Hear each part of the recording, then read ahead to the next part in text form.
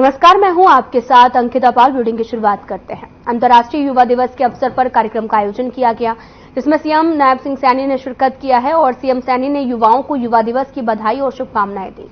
उन्होंने कहा कि 2 दिन बाद 78वां आजादी का पर्व मनाया जाएगा। आजादी के लिए मर मिटने वाले युवाओं को नमन किया और इस मौके पर सीएम ने क्या कुछ कहा है, आपको भी सुनाते हैं।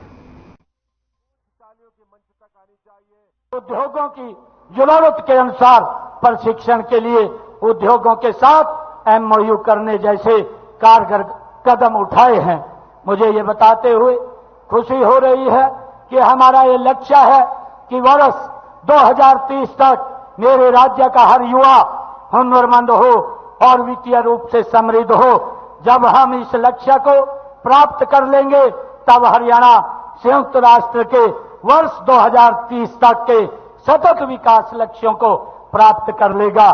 मुझे ये भी खुशी है आप लोगों के बीच में बताते हुए कि हमने युवाओं के स्वाभिमान और उनकी योग्यता का सम्मान किया है। योग्यता के आधार के ऊपर हमारी सरकार ने पिछले दिनों 1,44,000 युवाओं को सरकारी नौकरी बिना पर्ची बिना खर्ची के हरियाणा सरकार के अंदर देने का काम ये हमारी सरकार ने किया है।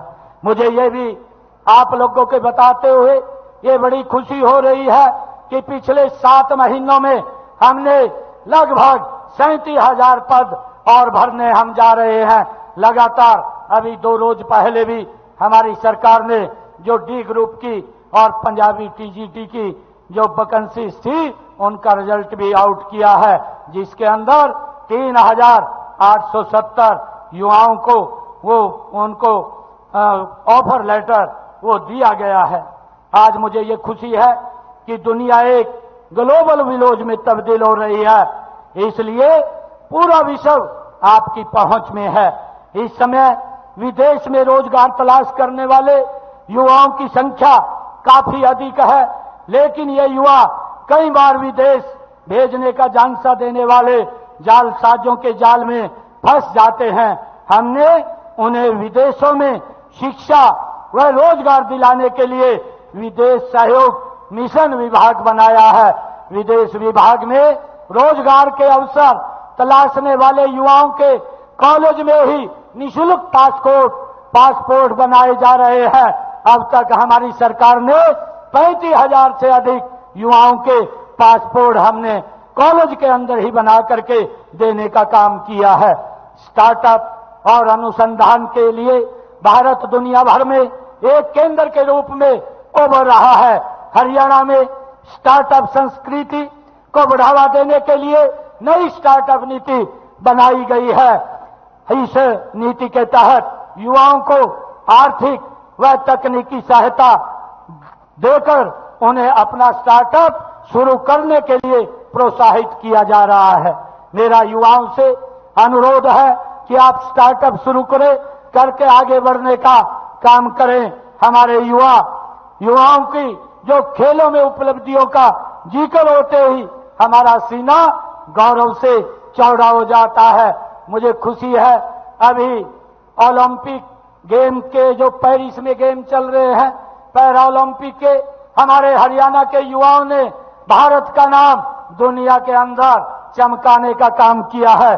आज मैं इस अवसर के ऊपर उन सभी युवाओं को जिन्होंने भारत का सम्मान ऊंचा किया है, उन सबको बहुत बहुत बधाई और शुभकामनाएं मैं देता हूं। मुझे खुशी है कि देश के अंदर 5 पदक हमारे हरियाणा के युवाओं ने जीत करके देश का और प्रदेश को गौरवान्वित करने का काम ये हमारे युवाओं ने किया है। मैं उन सभी को बहुत बहुत बधाई देता हूं, उनके उज्जवल भविष्य की कामना करता हूं।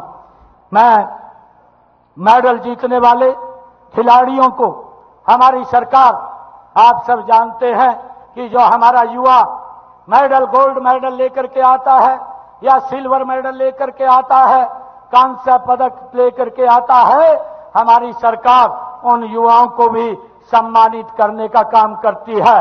गोल्ड मेडल के लिए हमारी सरकार 6 करोड़ रुपए का इनाम उनको कैश के रूप में देने का काम ये हमारी सरकार करती है, जिससे कि हमारे युवा और इसमें आगे बढ़ करके अपनी प्रतिभा को आगे बढ़ा सके, ये हमारी सरकार का एक नीति है।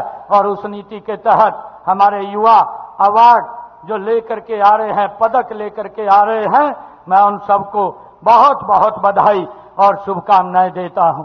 मुझे आज खुशी है कि आज हमने यहां पर जो भारत के लोकतंत्र की जननी है, लोकतंत्र में युवाओं की भागीदारी जितनी अधिक होगी, देश व प्रदेश में का भविष्य भी। चंडीगढ़ से बड़ी खबर आ रही है, जहां पर चुनाव आयोग की टीम करेगी बैठक। बड़ी खबर इस वक्त की, चुनाव को लेकर मनीमाजरा में कुछ देर में बैठक, चुनाव को लेकर टीम करेगी अहम बैठक। हरियाणा के मुख्य सचिव रहेंगे मौजूद, गृह सचिव और डीजीपी समेत विभागों के एसीएस भी होंगे शामिल। बड़ी खबर इस वक्त की टीवी स्क्रीन पर, जहां पर आपको बताते चलें कि लगातार बैठक का भी आयोजन किया जा रहा। चुनाव आयोग की टीम करेगी बैठक, चुनाव को लेकर मनीमाजरा में कुछ देर में बैठक का आयोजन होना है। चुनाव को लेकर टीम ये अहम बैठक करने वाली है। हरियाणा के मुख्य सचिव भी मौके पर मौजूद रहेंगे, गृह सचिव एडीजी।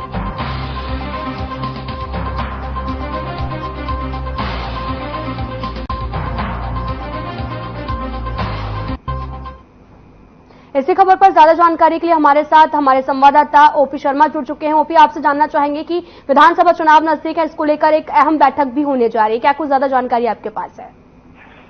देखिए अंकिता, हरियाणा में अगले महीने की 10 सितंबर के बाद जो है कभी भी कोड ऑफ कंडक्ट जो विधानसभा चुनाव के लिए वो लग सकते है। तो ऐसे में जो भारतीय चुनाव आयोग है वो आज हरियाणा के दौरे पर है और सबसे पहले उन्होंने हरियाणा की जो 8 जो राजनीतिक पार्टियां हैं उनके प्रतिनिधि मंडलों को जो है वो शिष्टमंडल को मिलने के लिए जो है बुलाया था और उनकी जो है सभी समस्याएं जो है पूछी थी। और इसके बाद जो हरियाणा चुनाव निर्वाचन अधिकारी है उसके साथ उसकी अलग से बैठक हुई है और अब जो है वो करीबन 5 बजे के आसपास जो ये बैठक शुरू हुई है। और इस बैठक में हरियाणा के मुख्य सचिव टीवीएसएन प्रसाद, डीजीपी और तमाम जो अतिरिक्त मुख्य सचिव विभागों के हैं वो सभी जो है हिस्सा ले रहे हैं। तो कहीं ना कहीं चुनाव की जो एक तैयारी का जो है वो एक जानकारी जो है वो लेंगे, क्योंकि हरियाणा में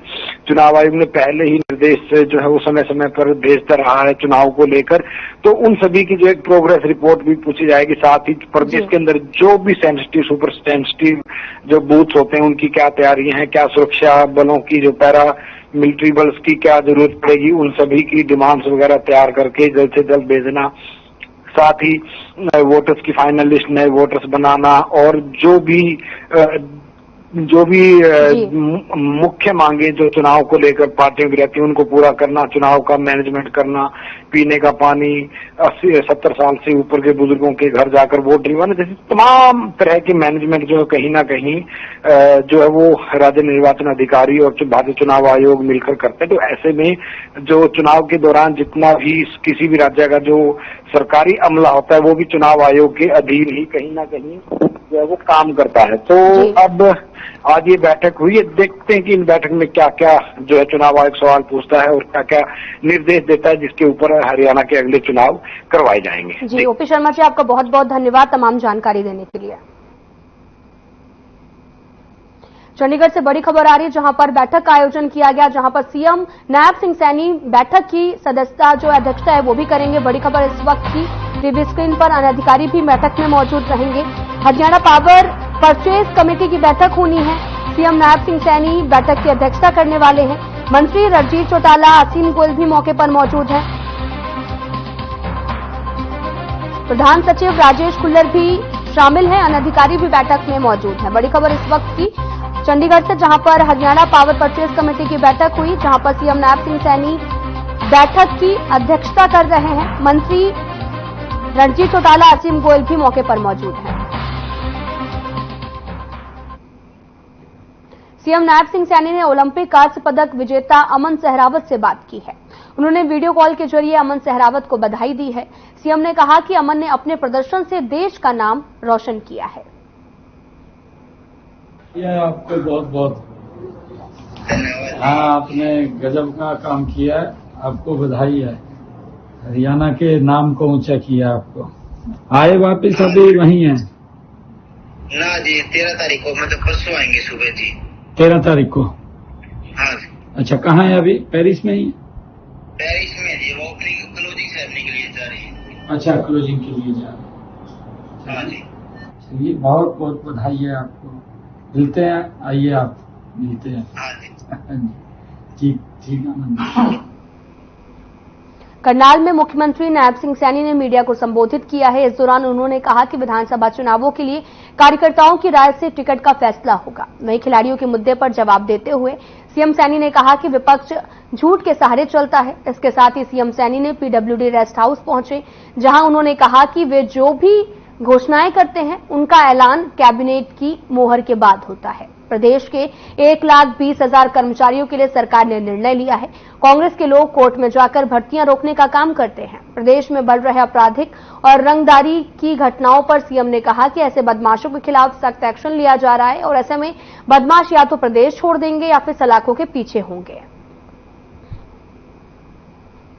देखिए, अच्छा है, पार्टी ने जो हर बार इस प्रकार की राय कार्यकर्ताओं के नीचे से ली जाती है, क्योंकि कार्यकर्ताओं की जो राय आएगी उससे अच्छा फीडबैक आता है और फिर सब कार्यकर्ता मिलकर के लगते हैं, क्योंकि उनकी राय लेते हैं और जिसकी ज्यादा राय आती है उसको वहां पर भेजते हैं। अच्छा है इससे। करनाल विधानसभा से किसकी राय आई है सर?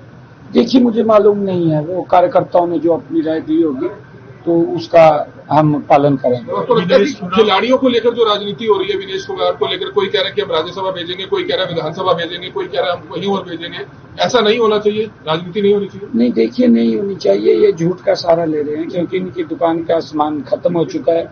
जब दुकान का सामान खत्म हो जाता है तो झूठ बोलते हैं।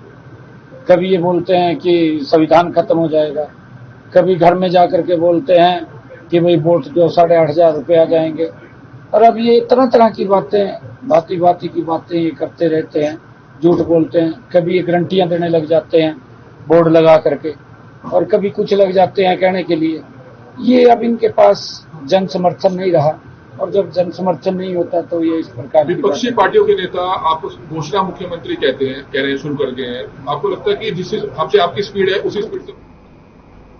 पानीपत में एक पेड़ मां के नाम कार्यक्रम का आयोजन किया गया, जिसमें सीएम नायब सिंह सैनी ने शिरकत की है। सीएम नायब सिंह सैनी ने पीएम मोदी के एक पेड़ मां के नाम कार्यक्रम के तहत पौधारोपण किया।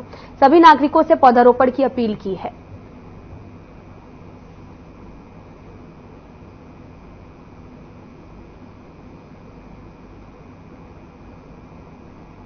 परिवहन मंत्री असीम गोयल अंबाला पहुंचे हैं। प्रशासनिक अधिकारियों के साथ शहर का दौरा कर जल भराव की स्थिति का जायजा लिया है। परिवहन मंत्री सबसे पहले शहर के कपड़ा मार्केट इलाके में पहुंचे, हालात का जायजा लिया। इसके बाद परिवहन मंत्री नदी मोहल्ला इलाके में पानी की निकासी के प्रबंध को देखा और जरूरी दिशा निर्देश दिए गए हैं।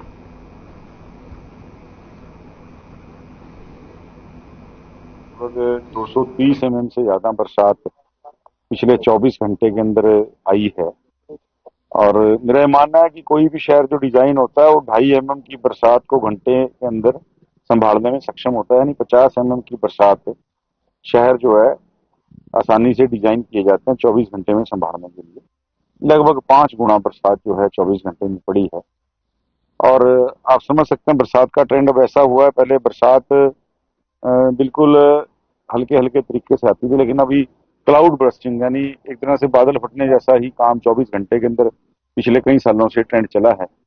और निश्चित रूप से आज बहुत ज्यादा पानी जो है शहर के अंदर है। सारे हमारे डिपार्टमेंट लगातार इस चीज को संभालने की स्थिति को कोशिश कर रहे हैं। माननीय मुख्यमंत्री जी से मेरी बात हुई है और उन्होंने निर्देश दिया है। सवेरे उच्च अधिकारी जो है चंडीगढ़ से आ रहे हैं। देश भर में शहीदों में सम्मान में तिरंगा यात्राएं निकाली जा रही है और इसी कड़ी में जगाधरी शहर में जिला स्तरीय तिरंगा यात्रा का आयोजन किया गया। हरियाणा के कृषि मंत्री कंवरपाल गुर्जर ने भी तिरंगा यात्रा का नेतृत्व किया है। तिरंगा यात्रा शुरू होते होते जनसैलाब में तब्दील हो गए। हजारों युवाओं, स्कूली छात्राएं, बीजेपी कार्यकर्ता और जगाधरी के लोग हाथों में तिरंगा लेकर वंदे मातरम, भारत माता की जय के जय घोष किया है। तिरंगा यात्रा ने पूरे जगाधरी शहर की देशभक्ति के रंग में रंग दिया। जहां जहां से भी तिरंगा यात्रा निकाली गई वहां वहां पुष्प वर्षा कर तिरंगा यात्रा का जोरदार स्वागत किया गया। कृषि मंत्री कंवरपाल गुर्जर ने भी कहा कि ये तिरंगा यात्रा देश के प्रति समर्पण का प्रतीक है। स्वतंत्रता दिवस है और इसको खूब धूमधाम से मनाया जाए। तो इसी के लिए ये 3 दिन की यात्रा जो है 11, 12 और 13 तो पूरे हरियाणा के सभी हलकों में इस यात्रा का आयोजन किया जा रहा और इसमें समाज के सभी वर्ग मिलजुल के ज्यादा से ज्यादा भाग ले रहे और मैं समझता हूं कि इससे जो देशभक्ति का भाव है और जो हमारे महापुरुषों ने देश की आजादी के लिए अपने बलिदान दिए तो उनको याद करने का अवसर है और उन्होंने किस बात के लिए बलिदान दिए, कैसा। शंभू बॉर्डर खुले जाने को लेकर सुप्रीम कोर्ट में सुनवाई पर किसान नेता सरवंत सिंह पटेल का बयान सामने आया है। शंभू बॉर्डर का खुलना सबके लिए अच्छी बात है, आम लोगों को इससे बहुत फायदा भी होगा। शंभू बॉर्डर खुलेगा तो हम भी दिल्ली जाएंगे। साथ ही सुप्रीम कोर्ट ने पंजाब और हरियाणा के डीजीपी को कमेटी गठित करने के लिए कहा है। दोनों मोर्चों की ओर से अभी जो मीडिया में आ रहा है कि सुप्रीम कोर्ट ने कुछ बातें कही हैं, अभी हमारे पास सुप्रीम कोर्ट की कोई भी रूलिंग क्या वहां हुआ, कोई प्रोसीडिंग नहीं आई है। ऑप्शनली हम लोग तो इसके ऊपर दोनों फॉर्म 15 अगस्त के बाद, क्योंकि 15 अगस्त का कार्यक्रम तो अभी चल रहा है, मीटिंग करके जो उनकी प्रोसीडिंग होगी सुप्रीम कोर्ट की उसको पढ़कर फिर असल में ऑफिशियल बोल सकेंगे भी इसमें क्या बात है क्या नहीं है। जहां तक बात है मीडिया में आने, अंबाला में शनिवार देर रात हुई बारिश के बाद रविवार सुबह पूरा शहर जलमग्न हो गया है। निचले इलाके, सेक्टर और साथ ही कपड़ा मार्केट सहित कई इलाकों में जलभराव हो गया। 24 घंटे का समय बीत चुका है लेकिन शहर के हालात नहीं सुधरे हैं। कई इलाकों में जलस्तर कम जरूर हो गया है लेकिन बहुत से इलाके ऐसे हैं जहां पर अभी भी पानी नहीं उतरा है। इस पर लोगों ने बताया कि उनके इलाके में कोई सरकार से झांकने तक नहीं आया। हालांकि उन्हें पंप मिला जिसे चलाने की व्यवस्था की जा रही है और हैरानी की बात यह भी है कि वो भी सरकार ने मुहैया नहीं करवाया है। शक्ति नगर में 5-6 घर को छोड़ के बाकी कोई घर बचा नहीं जिसमें 2-2, 2.5 फुट पानी ना हो और सबके अपना सामान जितना भी है खराब हो गया। 24 घंटे से ऊपर पानी को हो गए। हमने सबसे टेलीफोन कर लिए, सबको कह लिया। मैडम शर्मा से बात की गई, उन्होंने सवेरे ये जेसीबी भेजी है और ये पेट्रोल पंप, ये पंप भेजा है। वो पंप पता नहीं क्या समस्या है, वो चल नहीं रहा। अब वो करेगा। मैं शक्ति नगर के हालात बड़े खराब है, मतलब ये 10 साल से 15 साल से ऐसे ही हो रहा है, कोई सुनवाई नहीं है। जिस टाइम होती है बरसात उस टाइम तो कहते हैं जी ये कर देंगे वो कर देंगे, कोई कार्रवाई नहीं है इसके ऊपर। यहाँ कोई बंदा नहीं आया कल का। अब ये तो स्पेशल यहाँ से दीवार तोड़ी है, पंप मंगाया है, देखो चला के खुशहाल हो जाए। तो सारा सेक्टर 8, 9 हाउसिंग बोर्ड सारा पानी इसी में डाल रखे है कि नाले में। यहाँ तक नाला ठीक है, आगे जाके नाला बंद है बिल्कुल ही है।